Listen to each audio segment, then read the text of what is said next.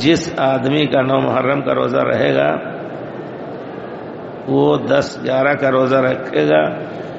کہتے ہیں کہ روزے کے 3 درجات ہیں، 3 اسٹیج ہیں. ایک تو یہ کہ آپ 9, 10, 11 کو رکھیں، یا پھر 9 اور 10 کو رکھیں، اور اگر نہیں 9 کو نہیں رکھیں تو 10 اور 11 کو رکھیں. کیونکہ پیارے رسول سے کسی نے کہا کہ یہ تو یہودیوں کا جس سال آپ نے صرف محرم کا روزہ رکھا 10 محرم کا، تو صحابہ نے ذکر کیا کہ یہودی یہ روزہ رکھتے ہیں.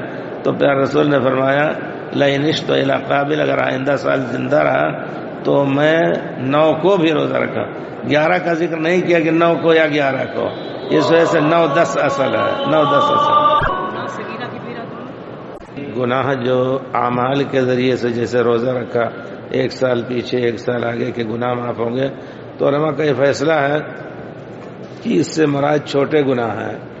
بڑے گناہ اگر یاد ہیں تو اس کے لیے توبہ استغفار ضروری ہے، اور اگر نہیں یاد ہے حقوق العباد میں سے نہیں، یہ بھی ذرا سر گئے، نہیں یاد ہے لیکن اللہ کے حقوق میں سے کبھی نماز چھوڑ دی، کبھی روزہ چھوڑ دیا، یا اور اس کو یاد نہیں ہے، توبہ اس کو یاد کر کے نہیں کر سکا، تو اللہ تعالیٰ ان اعمال سے، یہ اعمال جو ہیں روزے ہیں یا یہ کہ عمرہ کرنے سے، یہ گناہ بڑے بھی معاف ہو جائیں گے اس میں.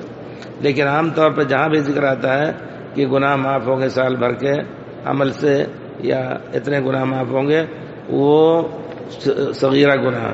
اور یہ بھی جان لیجیے آپ کی لا صغیرۃ مع الاصرار، علماء کا کہنا ہے کہ اگر وہی چھوٹا گناہ بار بار کر رہے ہیں تو کبیرہ بن جاتا ہے. حتی یاتی یوم القیامت مثل الجبال، یہاں تک کہ قیامت کے دن پہاڑ کی طرح آئیں گے یہی چھوٹے گناہ. تو یہ سب خیال رکھنا چاہیے آدمی کو کہ چھوٹا گناہ بھی بڑا ہو سکتا ہے.